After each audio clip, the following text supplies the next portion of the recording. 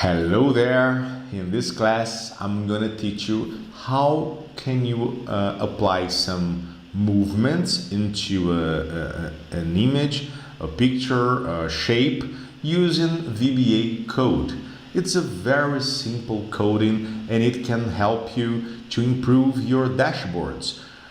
Inserting some movements in the image, you can make the image achieve some goal and it will really improve your projects, I'm pretty sure, as well as it have improved mine here. So if it's your first time here in my channel, my name is Marcos Rodelo, and every week I bring more knowledge, more information, more data for you to improve your Excel projects. So subscribe to our channel, hit the button and hit the like button as well to help the growth of our channel here. Yeah, you do that. And let's go to our class. I brought to you an empty worksheet. I have nothing here. So I'll press Alt F11 and I'm here in my VBE, Visual Basic Editor, and I'll insert a module here. Okay. Now I need an image to make this work properly. So I'll insert here illustration, pictures, online pictures. I want a car, side, PNG. Enter. Look what we've got here. It's nice cars. Okay. Well, I'm using this first here. It looks like a McLaren. I'm not sure, but okay. Here's downloading the picture. This is the picture I want. So just make it smaller. I'm sorry. No authors licensed. Okay, but I'll delete this part here. No picture format. Let's flip horizontal. Okay, that's perfect. Smaller, it's good. Okay, so I'll make this car moves from here until here, something like that. Let me build a track for it. It's an easy thing to do. I'll just put some borders here and I'll just drag it. Good. Ctrl C, Ctrl V, and okay. We have our track. I'll remove the grid lines and I'll make some color here to the track, and okay, it's good. Okay, good. So right now I want to make this car moves from here until this point here, okay? Or you can make it pass, it's up to you. No big deal. I have to name this car. It's not that I have, but it's a good practice for you to name the objects. So I'll come here in the name box and I'll write my car. That's the name of the car, my car. Okay, Alt F11, so sub move the car. Okay, move the car. We'll have to use some variables here. So dim car as shape. We'll need a start, so dim start as double, dim finish as double, and I also need a race, dim race as double. Okay, so that's great.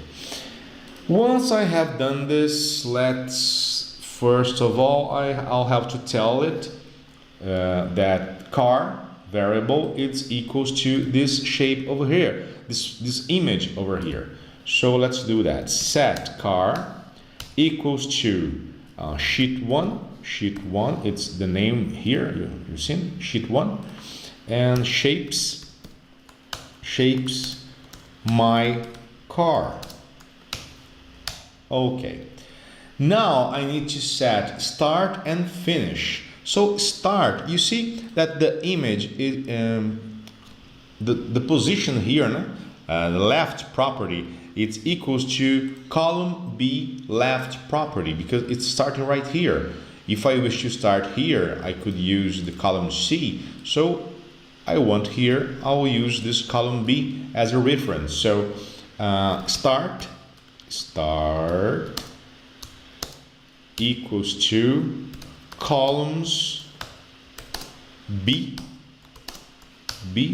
left, columns B left, and finish, let me see, finish if I want the car to come until here. So I have column M left. Okay, nice. So finish equals to, let me just copy this thing here, Control V, and I'll use column M for that matter.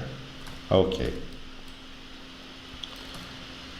Now that we have both start and finish, we can make a loop, because this loop will help us to make the car go to one point to another point.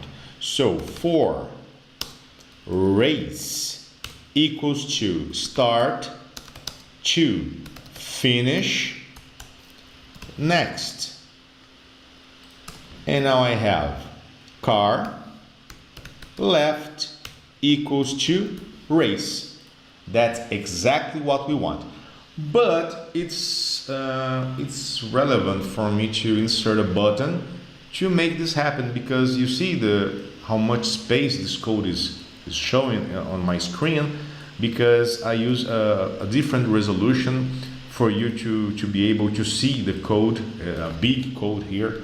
So let me insert a button, developer, insert a button here, move the car. Okay, so this will be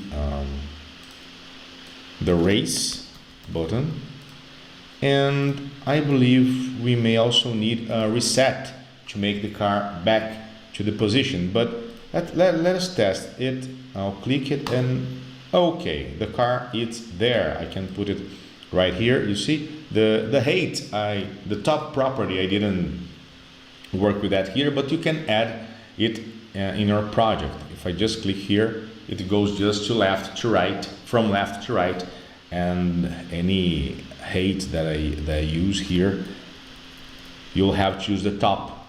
You can always keep the top as a reference as line 5, for example, or line 11, for example, something like that.